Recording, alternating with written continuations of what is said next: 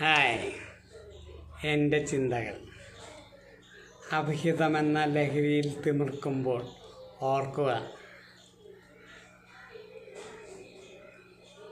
താലികെട്ടിയവനെയോ കൂടെ കൂട്ടിയവനെയോ വഞ്ചിച്ചിട്ട് മറ്റൊരുവൻ്റെ കൂടെ പോകുന്നതിൽ എന്ത് സന്തോഷമാണ് നിങ്ങൾ കാണുന്നത്?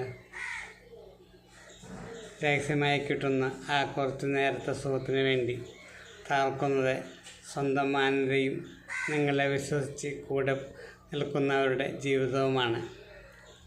ചതിയുടെ പുറത്ത് കെട്ടിപ്പടക്കുന്ന ഒരു ബന്ധവും അധികകാലം നിലനിൽക്കില്ല. ഒടുവിൽ തിരിച്ചറിയുമ്പോഴേക്കും തിരിച്ചു പോകാൻ ഒരിടം പോലും ഇല്ലാത്ത വിധം നിങ്ങൾ ഒറ്റപ്പെട്ടു പോയിട്ടുണ്ടാകും. സ്വന്തം പങ്കാളിയെ മറച്ചുവെച്ച് നടത്തുന്ന സ്നേഹപ്രകടനം വെറും നാടകമാണ്.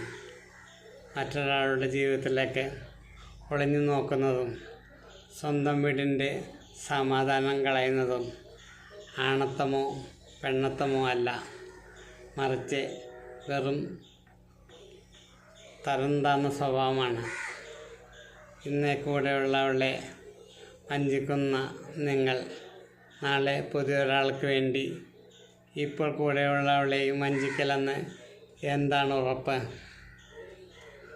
ഓർക്കുക, ഒളിച്ചോടിയും ഒളിച്ചു വെച്ചും കെട്ടിപ്പടക്കുന്ന ബന്ധങ്ങൾക്ക് നാറ്റത്തിൻ്റെ കഥയെ പറയാനുണ്ടാവൂ. രഹസ്യമായി സൂക്ഷിക്കേണ്ടി വരുന്ന സ്നേഹമല്ല, അത് വെറും വിശപ്പാണ്. അത് കഴിഞ്ഞാൽ തീരുന്ന വെറും ആർത്തി. വിശ്വാസമെന്നത് ഒരു കണ്ണാടി പോലെയാണ്. ഒരിക്കൽ ഉടഞ്ഞാൽ പിന്നെ എന്തൊട്ടിച്ചാലും ആ വിള്ളൽ അവിടെ ഉണ്ടാകും എന്നാണ് എനിക്ക് പറയാനുള്ളത്.